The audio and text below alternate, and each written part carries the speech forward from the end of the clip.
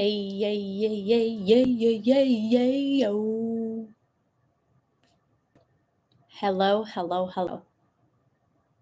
Chat with Chair coming at ya. I didn't want to start off too excited because my dog is sleeping right there. And sometimes when I'm like, hello, yelling, he jumps up and starts barking. Oh, look. Hello, Vinny. I love you. That's Vinny. So today on Chat with Chair, it's going to be short and sweet, people, but packing a punch. So this came out of a conversation. No, let me say this again. This came out of a few conversations with some clients and with some friends and with some of my mentors. And I think that it is very timely to a lot of how people are feeling right now. So I want to ask you a question. Do you feel content? Do you know what it feels like to feel content? Let me tell you what the definition of content is. To feel satisfied and have ease of mind. How many people can you honestly say feel satisfied and have ease of mind?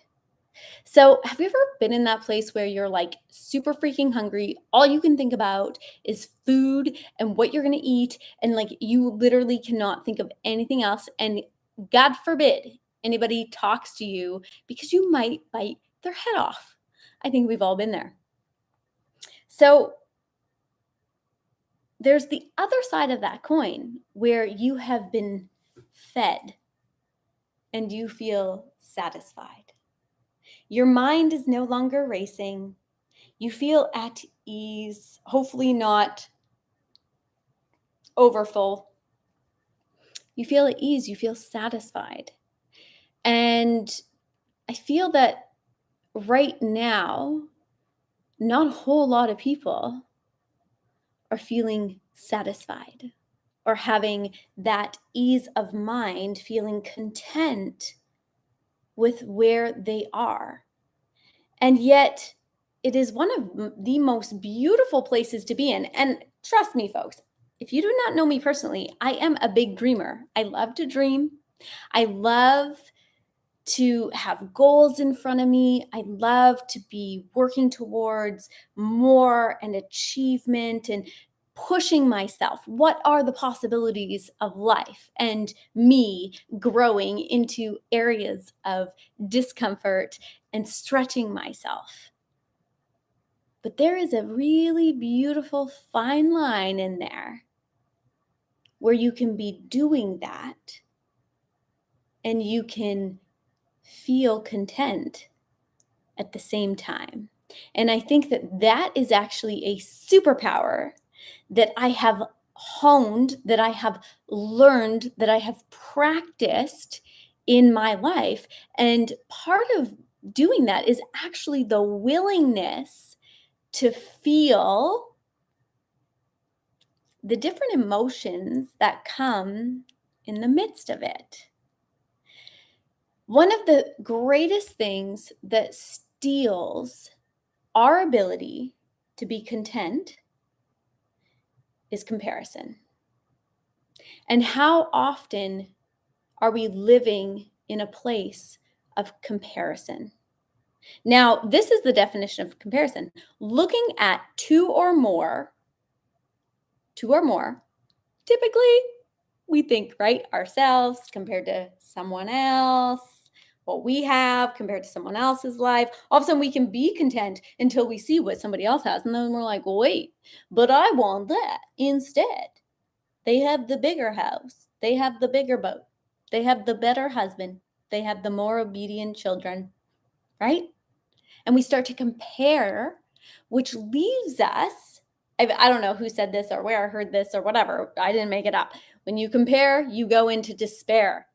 And it leaves us looking for differences or similarities. Now, as I was thinking about this, whether you're looking for differences or similarities,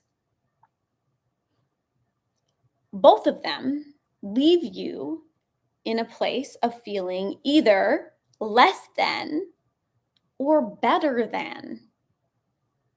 Less than or better than. And neither are actually true, because all you're doing is actually basing your own judgments and thoughts. You're basing the less than and better than off of your own thinking.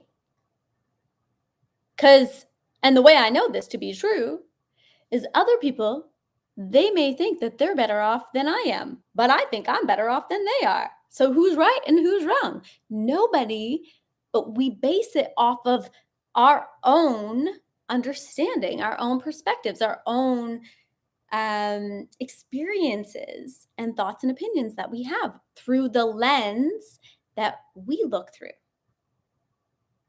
And so whether we feel that we're better or not better than somebody else, it leaves us in a place of something missing, something broken, not feeling content in where we are.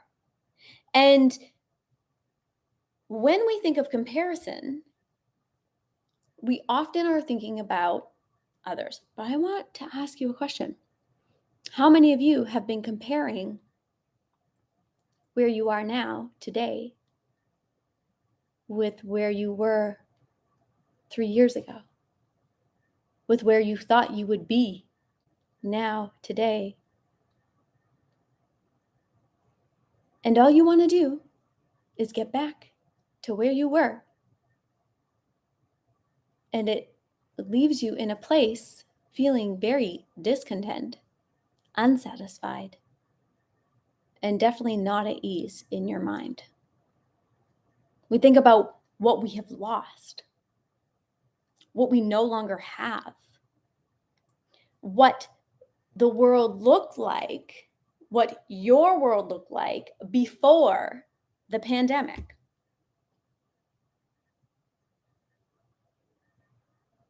Have you been doing that? How long have you been doing that?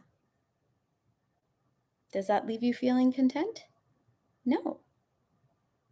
It leaves you in a less than, a lacking state.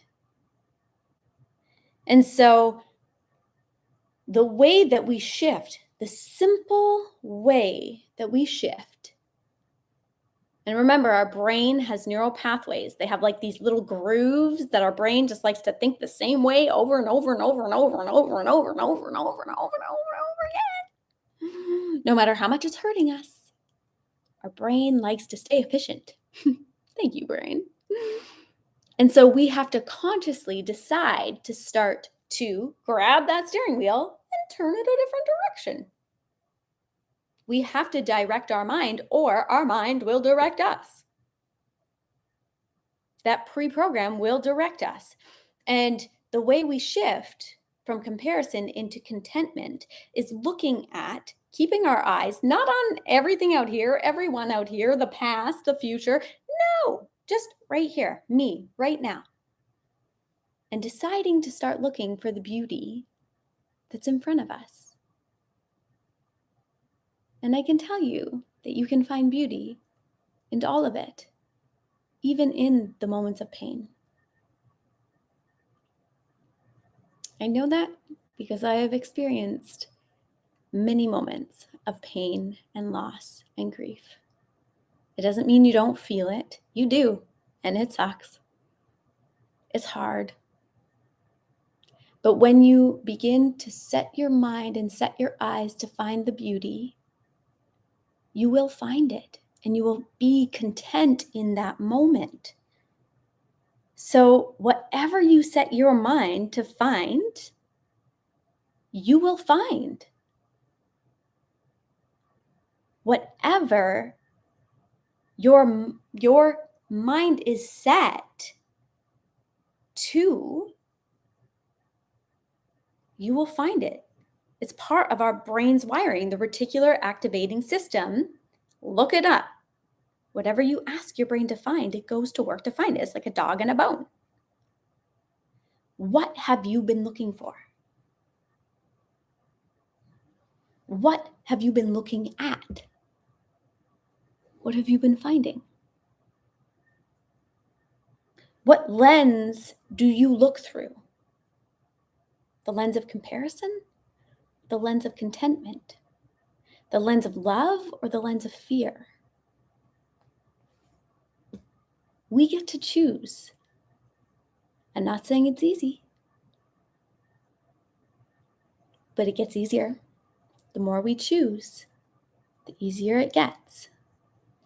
I'm going to finish the video on this.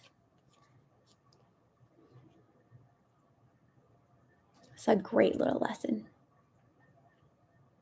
Are you looking to make a fast buck? A devout life does bring wealth, but it's the rich simplicity. Ooh, there's such richness and simplicity of being yourself before God. Since we entered the world penniless and will leave it penniless, if we have bread on the table and shoes on our feet, that's enough.